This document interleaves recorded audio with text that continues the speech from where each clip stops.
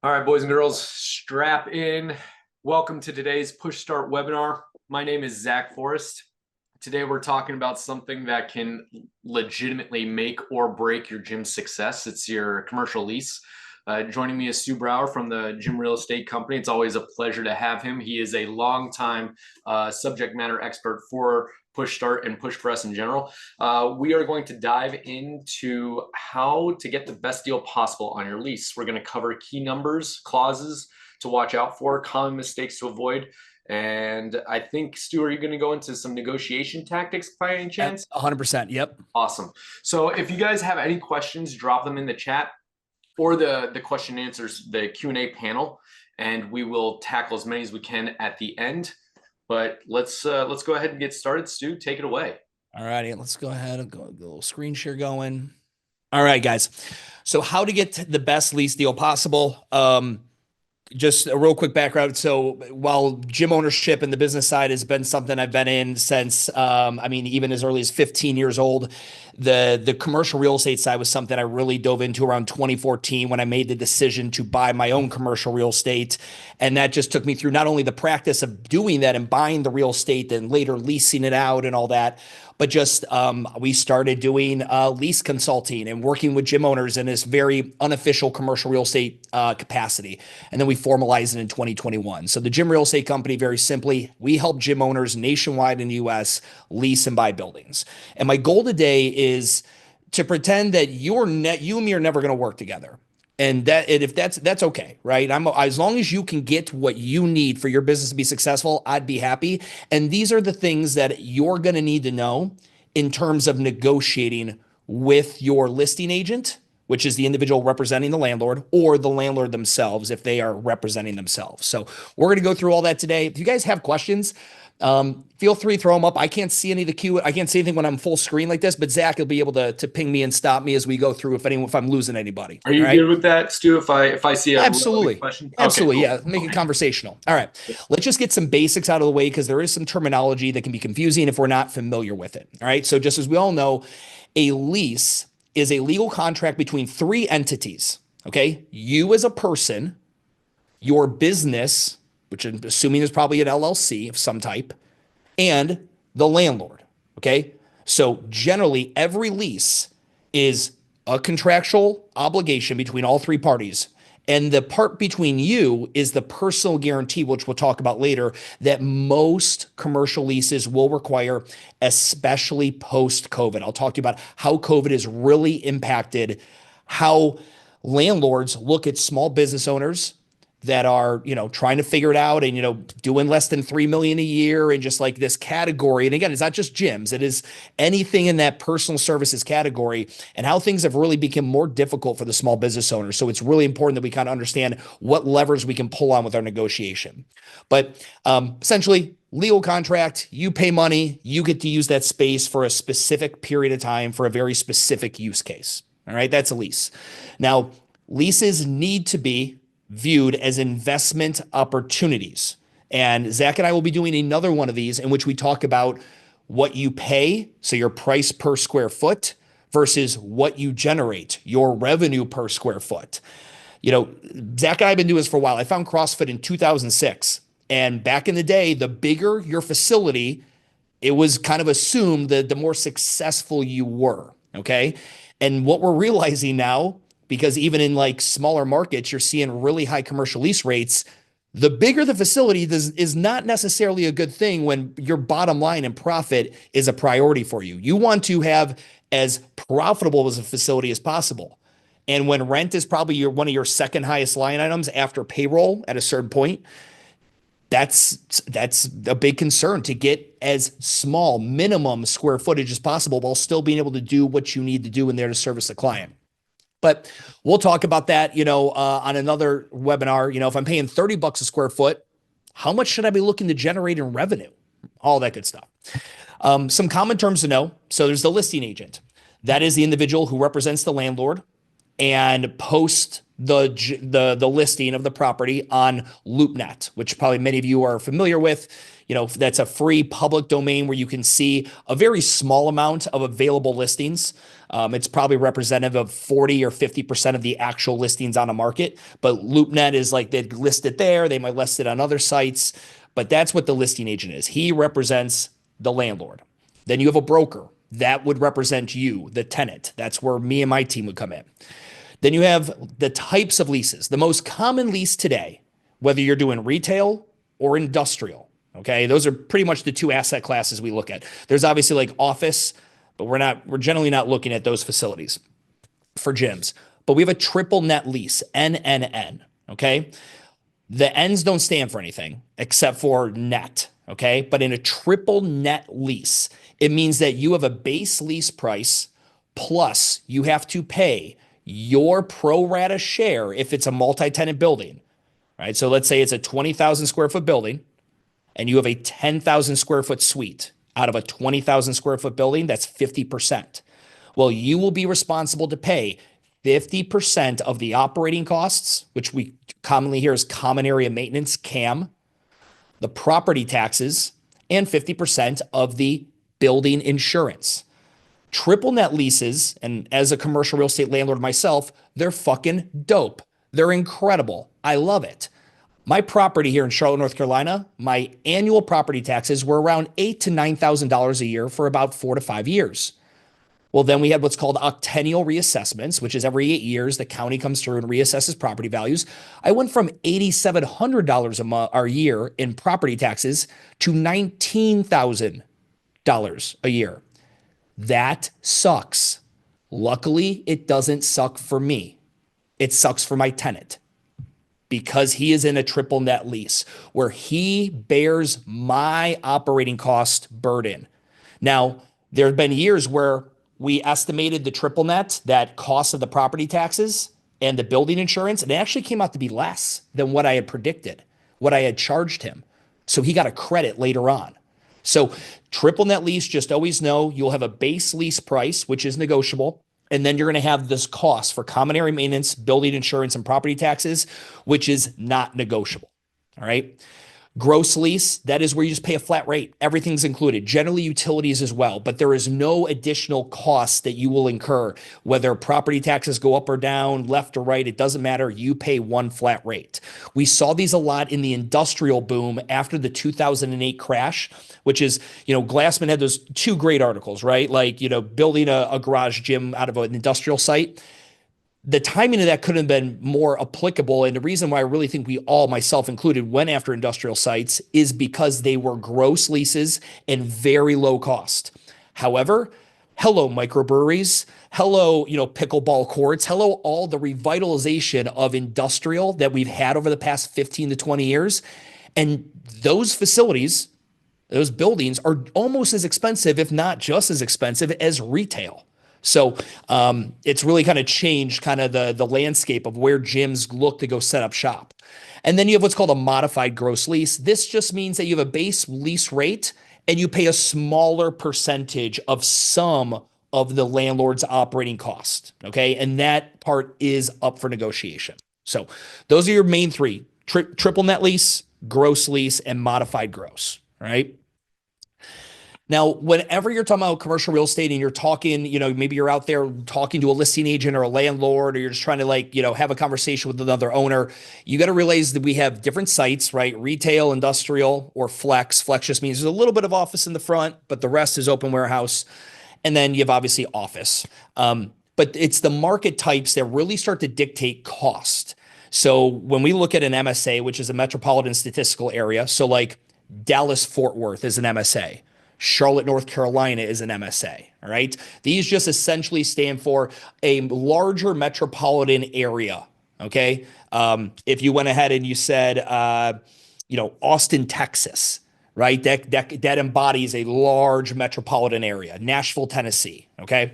Then you have cities, right? These are gonna be smaller standalone cities. Then you have things like neighborhoods. Because within a city, if I were to say, what city you want to be in? And let's use Austin. Like, man, I hear Austin's awesome. I want to open up a gym there. Well, not all of Austin is awesome. There are some pockets and neighborhoods that are not awesome. They would not be great spots for your business. So we have to dwindle it down to what neighborhoods or boroughs or little pockets are going to be best for your gym based on who your core customer is, the type of real estate you're looking for, what you can afford, all of that, parking requirements, all of it. And then we get into subcategories like urban versus suburban versus rural, right? You want to be downtown in a trendy spot? Cool. Parking's going to be a pain in the ass. You want to be out in the burbs at a shopping plaza, there's a ton of parking and there's a Panera across the street and a Lululemon in there. Awesome. It's going to be very expensive. Okay. And rural. If you want to do something in the rural, more back country kind of scenario, smaller towns, that's going to be the most cost effective, but you'll also have the density issue. There's not as many people to pull from there. So again, everything's got its pros and cons. Now, if I were just to give you a real quick overview on how you actually go about leasing a site, right, the proper way, it would be number one, you research your core customer. So if you have an established location, you do like segmentation analysis, you'd figure out, okay, where are there more of my existing customer and figure out where you want to open up the second location. If you're a concept gym, you don't have a previous idea, you need to manifest or hypothesize who this core customer is, and we have to find out where are they located. Okay. We don't want to do the age old thing that I did. I used to do, oh man, there's a Whole Foods over there. I'll set up over by Whole Foods. Rich people shop at Whole Foods. This is going to be fucking sweet. I'm going to make it because I'm near a Whole Foods. That's not always the case. So you want to go ahead and research who you're going after and where do they live, work, and play. Okay. Next, research the available inventory. LoopNet is a great option for that. Contact listing agents and or the landlords, and then you have to sell your interest in their site. And when I mean sell, I do mean sell. Guys, real quick, are they making more dirt in the US? Are they building more dirt? No. There is no more dirt. Like literally whatever land we have is the land we have. Now, there are inventory issues in some markets. If you tell me you want to open up in Brooklyn, New York, okay, strap in, my friend. We have a supply and demand thing that is not in our favor. Okay. If you want to open up in Chattanooga, Tennessee, I'm pretty excited because I know we're going to have a pretty good pick of buildings and sites to choose from because the supply and demand is in the tenant's favor in that market. But when you are going out there, and if you're in a market in which this is, an awesome location, that landlord is going to have his pick of suitors, of potential tenants submitting letters of interest that they want to lease a site. And he's going to pick the one that he thinks is going to be the strongest bet. Remember, guys, statistically, you are more likely to go out of business than you are to survive and thrive. That's just a stat line. Small businesses have a very high statistical likelihood to fail. Landlords know this. So when they have a site and they have multiple people applying, they are looking at the financials of those businesses and saying, which one do I think is not going to default, meaning fail to pay or meet the lease terms of this arrangement? So we've got to sell ourselves to them, business plans, pro formas. I'll talk to you about all that here in a minute. You walk through the site once, you like it, it passes your sniff test, you walk through it again with a GC and architect because there's no site you're likely going to lease that is completely move-in ready for the most part. You're going to have to do some kind of modification to it, whether the landlord pays for it or you. After that, and you figured out the total cost and what the landlord's going to pay for, if he pays for anything, what you're going to pay for, if you pay for anything. Now you got to negotiate all the lease terms, TI, free rent period, personal guarantees, up and down all the aspects of the lease. And that's a fun period. The average negotiation period for an LOI is about a month. From there with a lease, it could be another 4 to 6+ weeks to negotiate that. And it's because lawyers and whatever, they just take a long time to get through it. But the negotiation phase is the most painful one for all the gym owners we work with. And because it's two parties trying to get their way. And that's the art and the beauty of negotiation. Then once a lease is drafted, based on everything you guys agreed upon in your LOI, which stands for letter of intent, we'll talk about, you hire a lawyer to review it. All right. Because you need an in-state. Well, you don't necessarily need an in-state lawyer. Like I work with Matt Becker with Gym Lawyers. If anyone's worked with him, phenomenal. I think Matt and me we're like Batman and Robin. I think I've worked with him on almost over 85% of the leases I've done. And the dude is incredible. Cannot recommend that guy enough. Sign lease and do gym. That's it. Like that's how to lease a site in 7 steps. And then you could always have me and my guys handle the hard stuff for you at no cost to you, by the way. All right. If you're going to represent yourself, you need to know how to negotiate. Let's get that down. These skills, they might help you even in your next lease renewal. If you currently have a site and you just want to renew it, but at a different rate, this will be beneficial to you.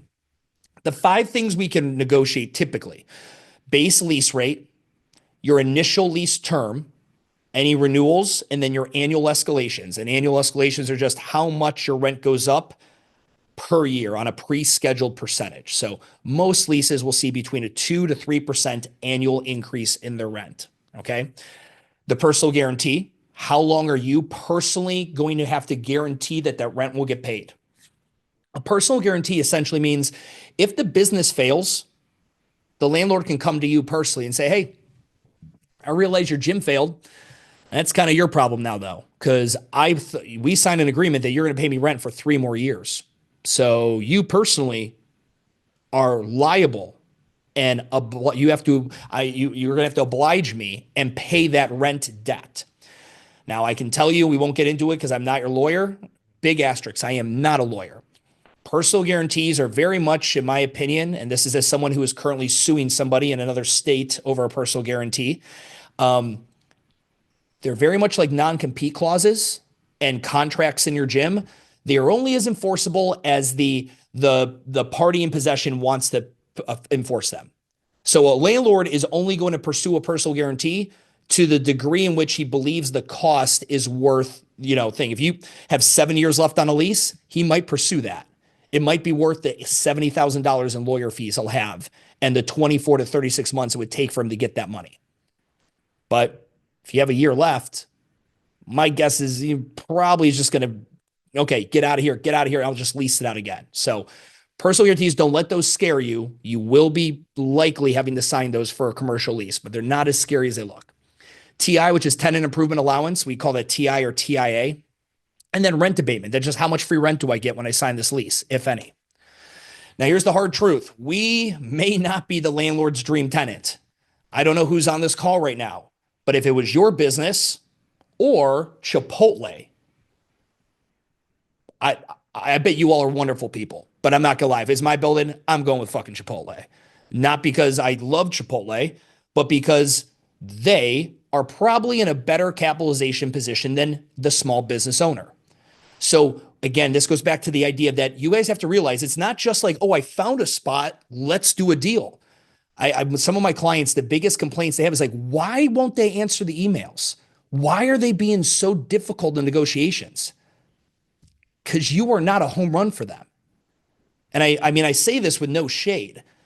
We are not, as a small business owner with no corporate guarantee, right? Chipotle signs a corporate guarantee. That's even, you think of a personal guarantee. Well, you can't get money from someone who doesn't have it, right? But a corporate guarantee from a Chipotle, a Lululemon, a EOS, a Gold's Gym, a franchise. These are much different scenarios. So when we go in these leases, we have to really sell ourselves. And unfortunately, after COVID, and I don't know if you guys realize this, the average gym nationwide, coast to coast, was shut down for between 4 to 5 months tops. And a lot of small businesses, not just gyms, but in-person brick and mortar services, defaulted on their leases because they could not withstand that gap. And rightfully so, right? I understand the financial hardship there. But that changed so many things after 2020. Landlords now scrutinize the financials of a business. So when I have a gym that's going to open in location 2 or 3 or location 1, they are asking for the past 3 years P&Ls. They're asking for the past 3 years tax returns. And they are looking at these with thought. Maybe it's not them. Maybe they hire a finance guy to look into it. But they will scrutinize your financials. So if you're like a gym that's like, yeah, we don't really show a lot of profit because I got my business debit card and I kind of run my truck payment through it and all my vacations. So like we show a loss every year because fuck taxes. That's cool. It's going to really hurt you when it comes time to get a lease because a landlord is going to look at that P&L and be like, what the hell's this? You don't make any money. I don't feel safe about this. You don't have a buffer in case you have a bad quarter. So like this is one of those things we're becoming financially sophisticated, which if you've been with us here in any of these webinars, Zach and I have we spent all the fourth quarter last year really hammering financial statements and P&Ls and all that stuff to increase your financial literacy with the business. But we've got to realize, guys, we have to show up better than we have historically. And there's some things that are not flying anymore. IMO 6 CrossFit, right? I have my guys running shirtless around the building I leased with med balls on their shoulder. That doesn't fly in front of Starbucks. You will not be allowed to do that, right? Even in industrial complexes, business parks, the business HOA, right? The COA Commercial Association, that they're not allowing gyms to occupy any public space for their own tenant specific use. I get pushback on that constantly in leases. And it's just one of those things we have to realize, like, things are starting to change. It's not like, a bunch of warehouse guys that are just super happy to have tattooed dudes with rowers and ropes hanging from the ceiling, renting out their space, post 2008 crash. People are now, kind of requiring a certain amount of etiquette from tenants that we didn't really see before. So anyway, that's just a few things, just to, again, realize why it's so important for you to be able to sell yourself in this scenario to a landlord. When you show up, have a PFS, a personal financial statement, go online, do the SBA version, put an SBA PFS. It essentially just goes ahead and lists, these are my assets, these are my liabilities, this is my net worth as a human being. Okay, this is just you personally. Previous 3 years P&L. And I also recommend past 3 years tax returns, have those already. A minimum 36-month pro forma. And then if it's a concept business, a one-page business plan or executive summary will work. If it's an existing location, I can generally bypass that because your existing location kind of acts as the BP, the business plan. But for the Gym Real Estate Company, we show up to every listing with this packet because I have our clients give us this information ahead of time, because you're not the only person inquiring on that site. There are other small businesses doing so, but I want you to look as official as possible. So when I contact that listing agent and I slap that packet across to them via PDF, Google Doc, they're like, oh shit, these guys have their stuff together. It instantly it's branding is what it is. It instantly makes them feel like, oh, they've got nothing to hide. They're confident in their numbers. I'm going to answer their emails first. Right? Versus the gym that's like, as soon as the listing agent goes, hey, we need the previous 3 years P&L, and it takes the gym a month or longer to get it because they don't have their books in order.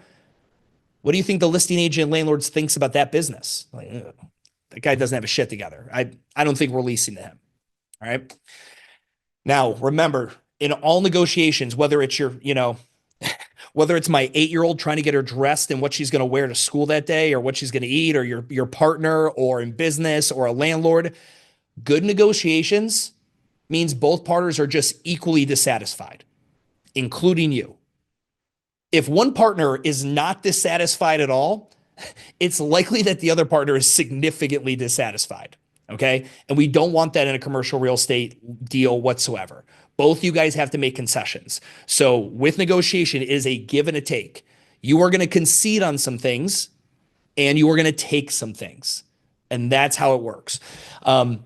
Unfortunately, though, the ability to negotiate, or the effectiveness of the negotiation, is only as effective as the landlord's desire to lease the site. Have you guys is there a building in your town that you can think of that's like, man, I wanted to lease that? Excuse me. But, no one would call me back. It's just been sitting empty forever. Or I'll have a client be like, Stu, why won't they negotiate a lower rental price? That thing has been vacant for years. Don't they want to make money? No, they own it outright. The property taxes are like $4,000 a year. And they own 6 other properties in town that pay those property taxes. So no, they have no rush to lease it out at a lower rental rate. Because what you guys need to understand, the value of commercial real estate from an investment standpoint is based on the rent roll. It is better for a building to be vacant, making $0, than to put it on a 6, 7, 10-year lease, making a below fair market value rent roll, meaning the amount of money they generate in rent annually. The value of the property, if you were to get it appraised, if you were to sell it to someone, is based on the revenue it generates. It's better for it to generate 0 Then for it to be on the market and like the landlord gives you some below fair market value, really shitty lease deal, shitty for him, great for you, where now someone goes to buy that from him because they would buy it with you in it as the tenant, it'd be an investment property. It crushes the valuation of the property, just absolutely crushes it. So that's why when you're ever like, man, it's been vacant forever, why won't they cut a deal? That is why. Okay. Excuse me. All right. But you got to start, we can pull information. My team, do they have mortgages out on it? Do they have any like additional mortgages taken out on it? Are they in debt? Are they looking in foreclosure? Do they own it outright? How many people are on the deed? Is this something that he died and left it to his kids? All that kind of stuff. Because that all determines what kind of desire the landlord has to lease it out. And that is a great thing to know if you're going to negotiate against someone. Now, base lease rate. This is the first thing you're going to look to negotiate typically. All right. That's the cost on either, you'll see it represented here at the top. That's generally, you see what the West Coast does this, like California, Arizona. You'll see price per square foot per month. Okay. Where you just take that dollar amount, 325. In this case, let's say it's a 3,600 square foot building times 325. So that would be $11,700 a month base. Okay. That's not including the triple net costs. That's just base. All right. Or you'll see it represented down here in the bottom right. You see where it says 42 bucks a square foot. So let's say it was 3,600 square feet again. You just take 3,600 times 42, and that gives you the annual cost.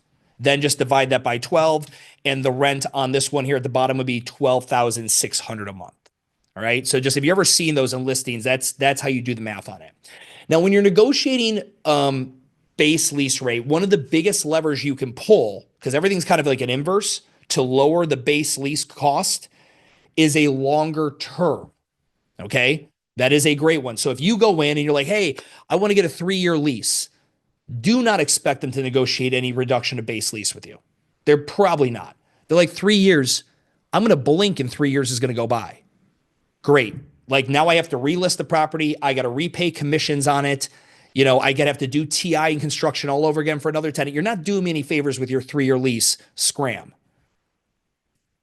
If you want the base lease to go down most significantly, you sign a longer term deal, right? Do any of you guys sell 12-month contracts at your gym? My guess, just wild guess here, is that the 12-month contract, because it's longer, is less expensive than your month-to-month. I'm just going out on a limb, but the economics work the same with commercial real estate.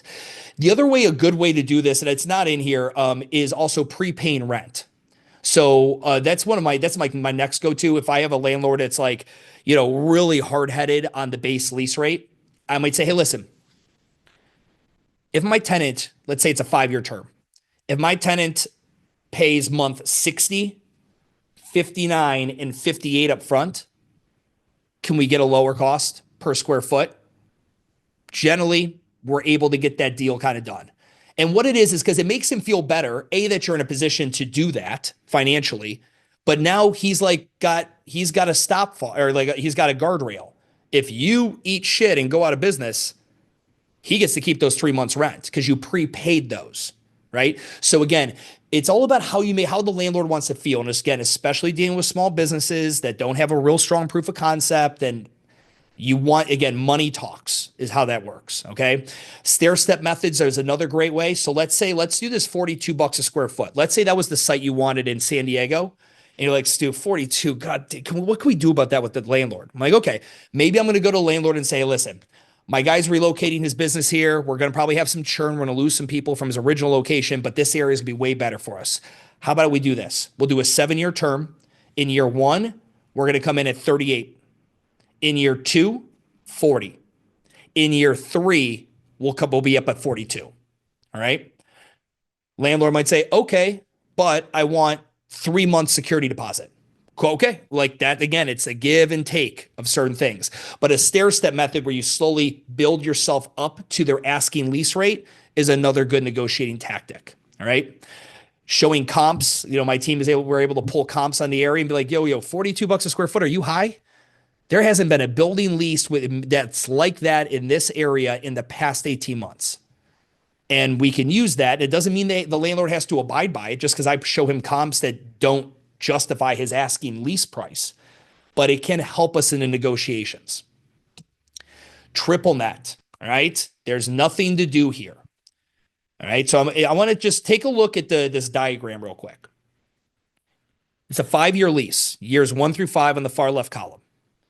The base lease has an asterisk next to it because it's scheduled to go up by 3% every year. That's a very standard escalation for commercial real estate. Look at the triple net. The triple net in year 1, $315 per square foot. Year 2 has stayed the same. It's $315 per square foot. Year 3, no change whatsoever. $315 per square foot. But year 4, the carrier for the building that does the insurance contacted the owner. Yo, yeah, premiums are going up. So the owner runs the numbers on the new premium, and that's the new increase. That's your cost, what it went up for him to insure the building. So you'll see an increase there. You had no idea it was coming because triple nets can go up or down every single year. You always want to ask, like currently right now, if you have a lease and you do not have this in your lease, ask for them to make an amendment or an addendum to the lease to where every year you are provided a true up or an audit, generally in Q1, and you're looking back at the previous year, and the landlord provides to you, this is what I spent on property taxes, which is public record. You can look that up anytime. This is what I spent on the building insurance. And this is what the landscaping costs, the roofing repairs that happened, when the electrical ballast all had to be replaced. This is what I spent, total amount, divided by your square footage, blah, blah, blah. And this is how I got to this dollar amount for your triple net. Always ask for that. I have worked for clients who unfortunately never did. And they later on, towards the end of their lease, found out that their landlord was an unethical crook and inflated their triple net significantly. And no one ever thought to ask. So make sure that you guys think about that. But again, with triple net, you can't argue the property. You can't negotiate it because property taxes are what they are. Building insurance is what it is. The only thing we can do in an LOI, which is the letter of intent, which kind of frames the lease, is I can put a clause in there that states that on controllable expenses, there's a cap. What you'll see a landlord do, and if any of you guys are towards the end of your lease, watch out for this. So let's say you're towards the end of your lease and the landlord knows you're not going to renew, or he doesn't plan to let you renew. And he knows he needs a new water heater. He knows his water heater is about to go. Watch him buy that new water heater before the end of your lease. Why? Because it's your cost now. You just bought him a new water heater. That is what we call a controllable expense. Uncontrollable expenses are like the property taxes and things like that. But controllable expenses, we can request in the LOI and try to negotiate a cap on that to where it doesn't go higher than a certain percentage, right? All right. Now, initial lease terms, renewals, and escalations. They're kind of bundling all these up together. So these are 3 levers that you can pull and negotiate on, okay? The thing with your business is, again, if you come into negotiations and you want to propose a very short-term lease. So short-term leases are 5 and less years. A long-term lease is generally 10. 7 to 10 we consider long. But if you come in and you're like, yeah, hey, Mr. Landlord, and you were negotiating for yourself, can I get a 2-year lease? He's not going to feel very confident about you. Like, who the hell wants a 2-year lease? That's not a smart move. The reason from a negotiating standpoint that we want to play with lease terms, A, we want to know what the landlord wants, and I want to know what my client wants. All right. So if my client's like, I'd be happy with just 5 and the landlord wants 10. Okay. Well, maybe we do this. Maybe we go ahead and do an initial 5 with 2 options to renew the lease, each for 5 years. So technically the client could be there for 15 if he renewed both of those options for 5 years, plus his initial lease term of 5 years. Okay. Now, he's not guaranteed to lease it and renew the lease there, but maybe the landlord would feel better. Like, well, once he's got his clientele established here and his brand and people know this location, he's not going to want to up and move and start all over again somewhere else on another side of town. Okay. Again, it all depends on getting out. It's why it's my job to understand what the landlord wants to accomplish with this deal, what you want to accomplish, and for us to meet in the middle. if your commercial real estate market is skyrocketing, unfortunately, it happened in Charlotte here, around 2010 to 14, it really hurt. I mean, there's some great like OG CrossFit gyms in Charlotte that are no longer in the neighborhoods they were in because they got priced out of the market. The rental rate went up so high and they didn't want to sign a long-term lease. If they would have signed a long-term lease, they would have been locked in at a set rate for the initial lease term. That's what it is. You were locked into this rate. They wanted short-term leases. But at the end of every initial term and going into a renewal, both parties renegotiate on the rental amount. So you're only guaranteed to be locked into your rental rate during the initial term. Okay. That's why I generally recommend people like bet on yourself. Because if you're somewhere and you're like, dude, prices are raising here. I'm like, okay, well, if you do 5 years and you work really hard and you develop a following and you're making money there, and then in 5 years, the landlord's like, cool, you want to renew? Yeah, I'd like to renew. Awesome. It's going up by $4 a square foot because gentrification. You're like, oh shit, I can't afford that. So again, it's all kind of dependent. That's why we go ahead and do a market analysis. What do we think the market rate's going to be at in 5, 10, 15 years? And we have to make decisions with the information that we have. But a landlord who maybe doesn't want you to have a long-term lease, like he's like, hey, I'd actually be comfortable with a 3. You need to scratch your head on that. Why does he only want you to do a 3-year term?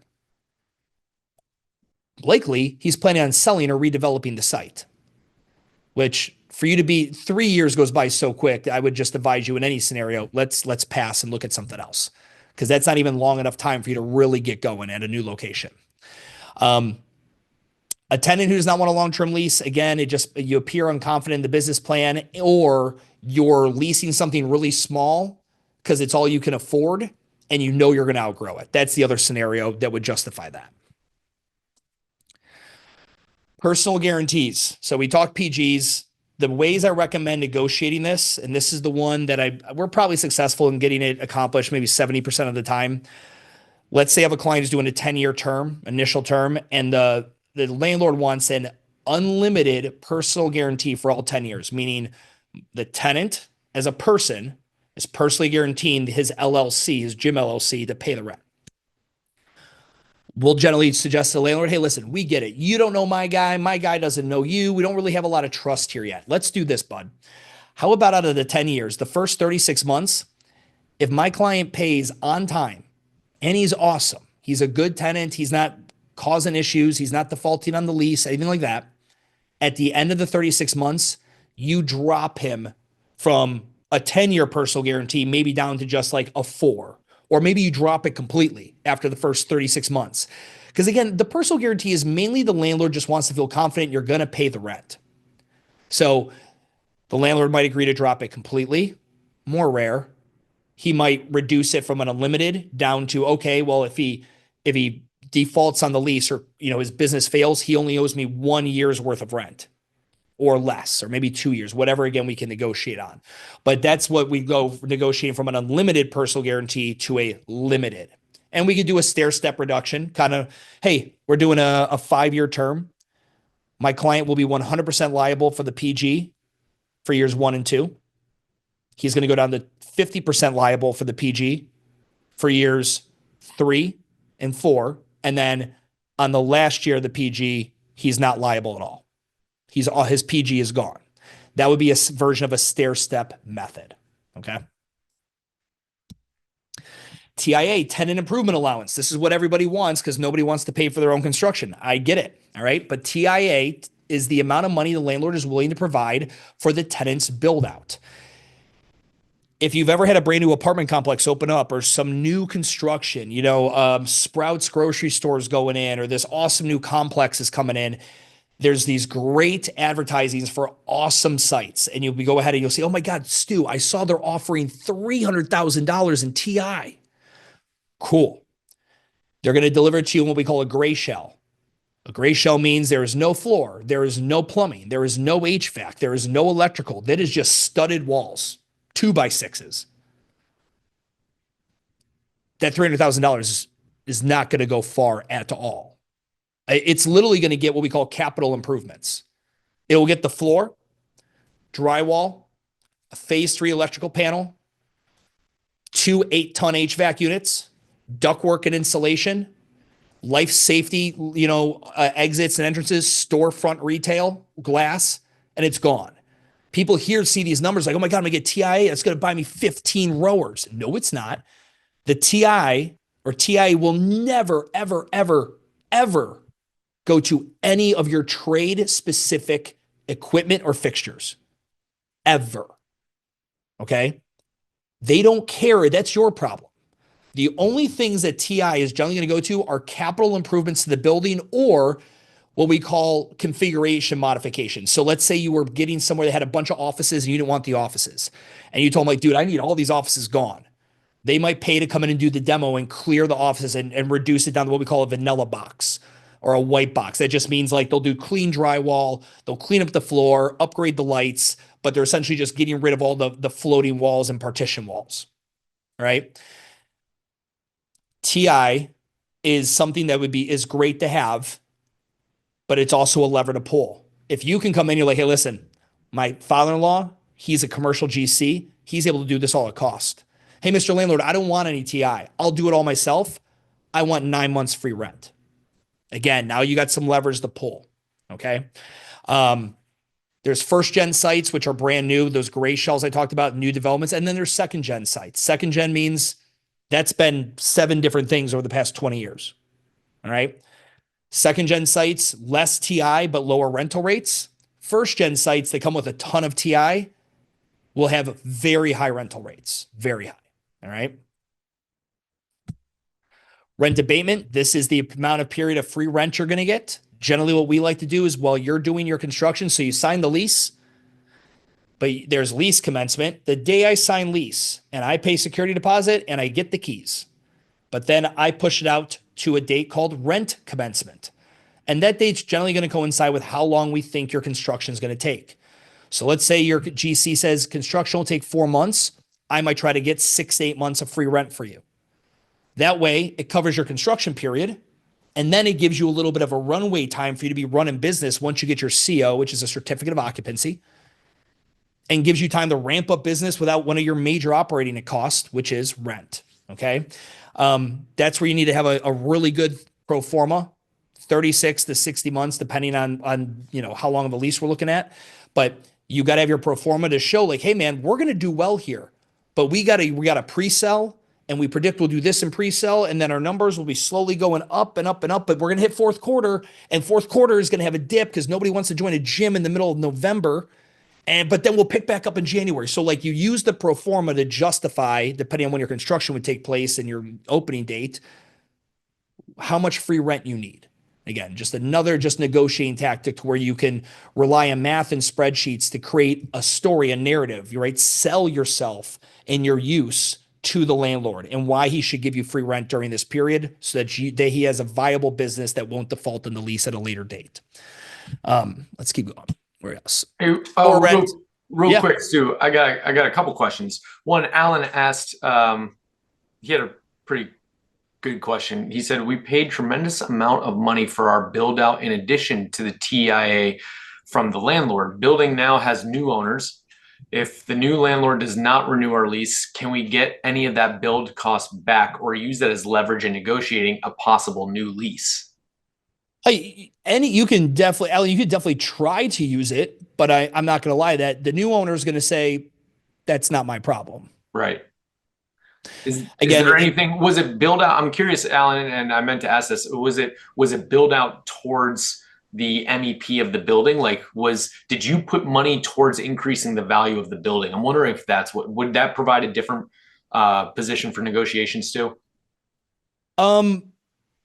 Unfortunately, it doesn't, because here's the thing is if in that situation, like it sounds like the landlord provided some, but then Alan had to provide even more. So for example, I got a deal on the table right now. The landlord's going to provide $120,000 in TI, but the total build out for the MEP, mechanical, electrical, and plumbing, all the stuff is going to be $230.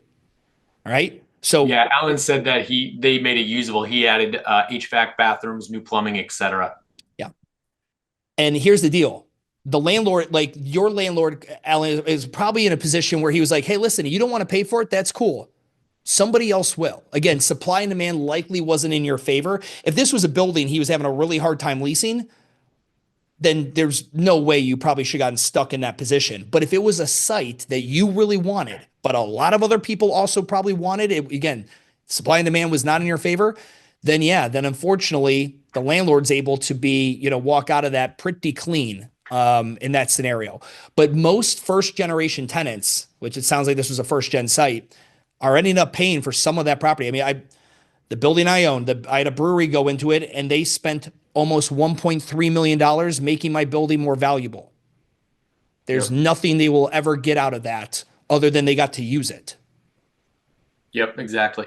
It's could you touch real quick, unless you're going to address this later on, Stu, what are some of the most common things gym owners should be trying to negotiate into their tenant allowance or their tenant improvement allowance? Like right off the top of my head, I think of the major costs of across the gym for build out is usually things like the flooring, maybe paint on the walls, depending on how much paint, or like bathroom build out, those things. So the biggest issue is honestly, so something like a CrossFit gym. Let's say a CrossFit gym is going to move into a 4,000 square foot site, and that 4,000 square foot site previously was a mattress firm. The HVAC that's existing in that building likely will not support having 25 sweaty as hell people working out. It sure as hell supported 15 people in a mattress firm with 2 salespeople. So the HVAC, this is why you have to hire an MEP engineer. So for example, in most fitness centers, I know I need 1 ton of HVAC per 250 square feet. Okay. If that's not the existing like what the HVAC is, you will not get your certificate of occupancy. You will not pass inspections. So if I know that there's like, oh shit, hey guys, yeah, I get it. There's HVAC here. It's not enough for your 25 person class.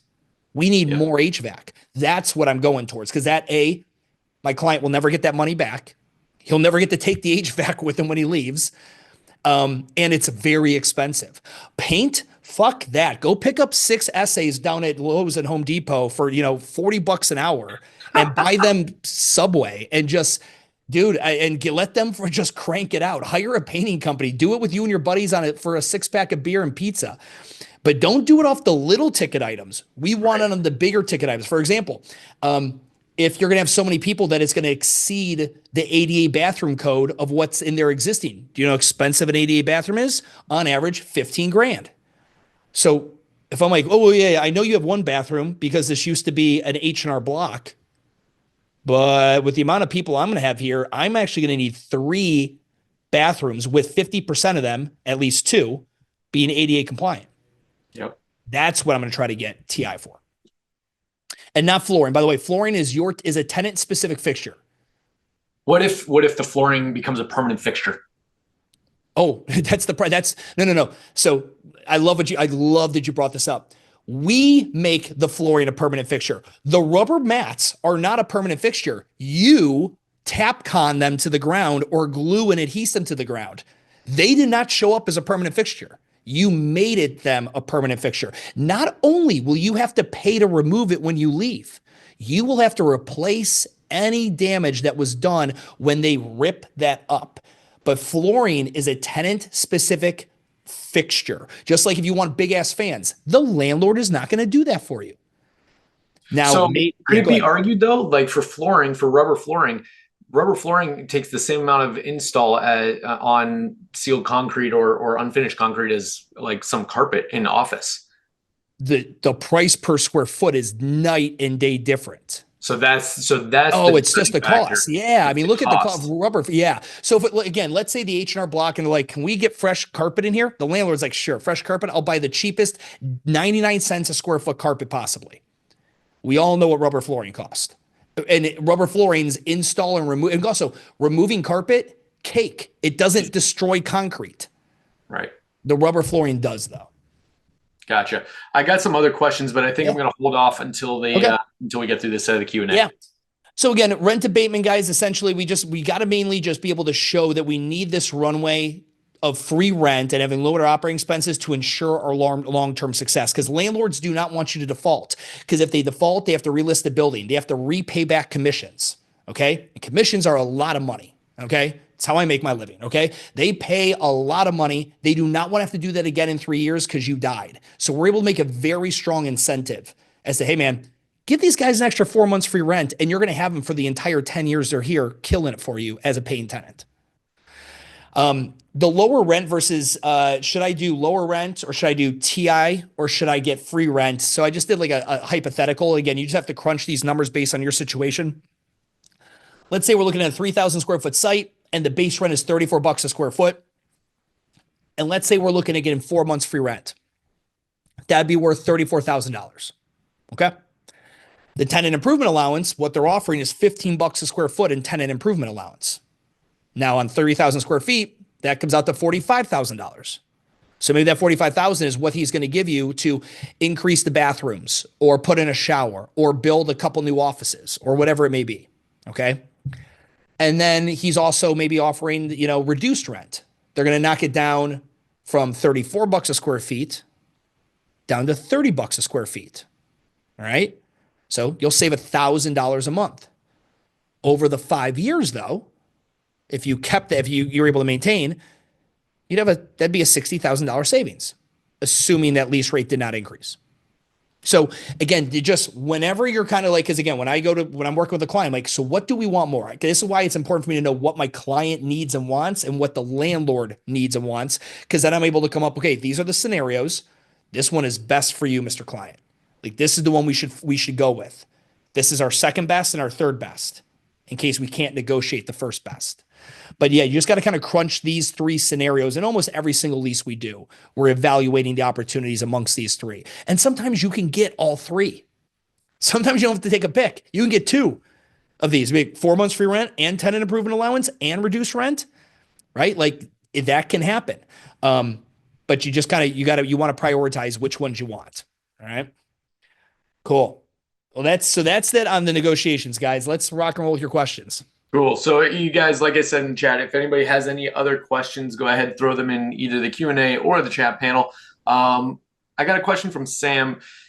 He or she actually, now that I think about it, no, it's possible, but improbable. Any experience with lease to own or lease to own purchase agreements and CrossFit gyms?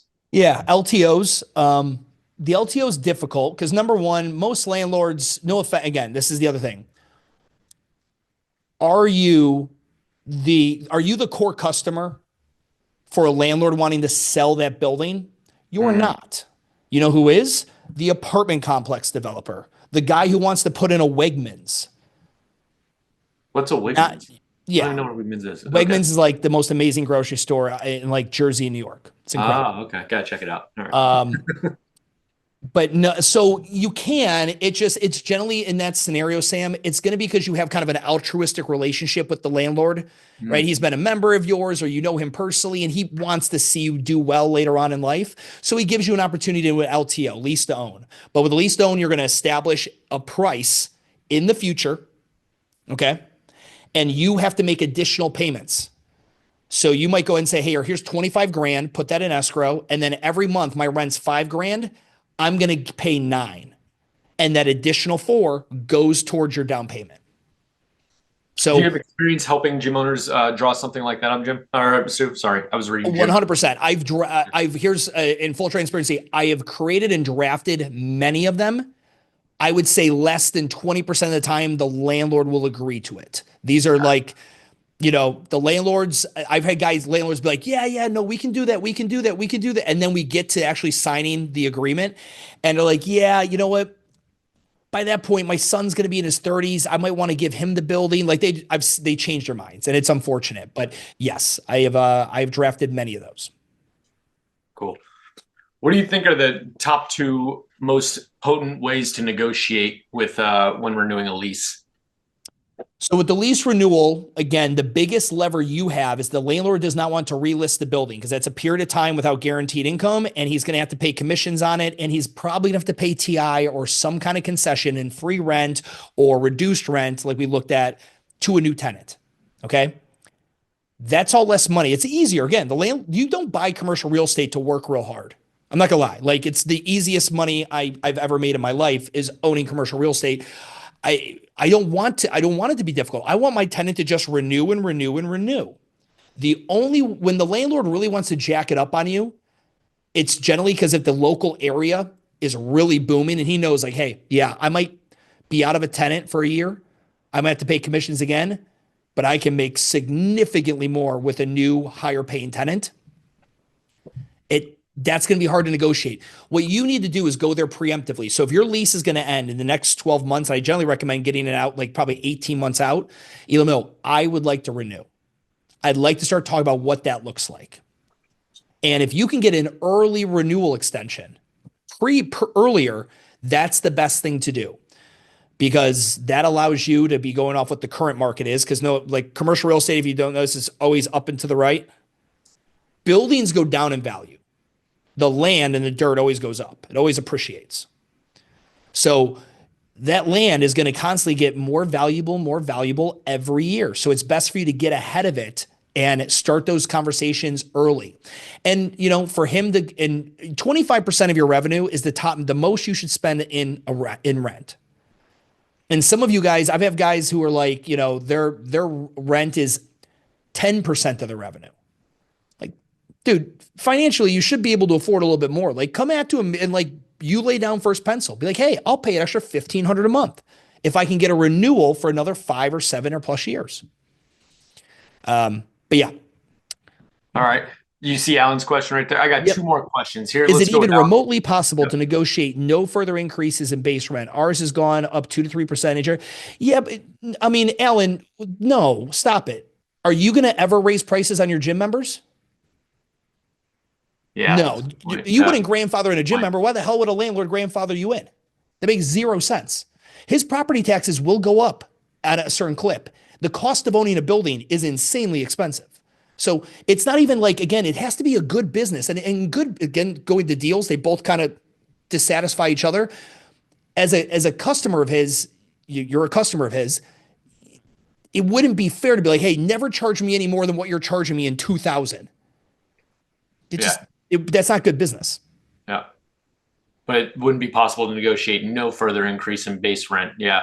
Yeah, that makes sense. We've been with you for 10 years and want to be another 10. Imagine your client's like, man, I've been with you for 5. I'll sign another 5-year contract, but don't ever increase my price on the gym membership. Come on. Let's not be hypocritical. So I got one. We are struggling with our current lease rate. Is there anything we can do to get sympathy from our landlord in order to get a lower current? The word sympathy made me laugh. To get a lower current rate, I'd imagine he would want us to stay in business than to go out of business? ? Yeah, I mean, so unfortunately, what I'm going to probably make an assumption on is you either went into it and you thought, hey, once we get here, we'll be able to do the thing, and you haven't been able to do the thing. And the lease rate is exactly what you agreed to. But because your business has not done what you thought it's going to do, it's really crushing you financially. If that's the case, again, the landlord's going to come back and be like, well, you agreed to this rate. Like you saw it in the LOI, you saw it advertised, whatever. And so now you want me to change it because you can't afford it. We saw this during COVID. There were a lot of great landlords, and there were a lot of bad landlords, but we saw this during then. You might be able to answer for some kind of financial hardship where, let's say you're like, hey, I need $2,000 a month tacked off the rent, and he's going to take that for a year. So $24,000, but you have to pay it by a certain time within the lease. And that would be a lease addendum and an addition to a contract that you'd have to pay back. I've seen that happen a lot. But, you know, again, if you have this great relationship with the landlord and he's got other income and things like that, then maybe he'll be altruistic and throw you a bone. It doesn't hurt to ask, right? But you should probably go to the table with some suggestions on how.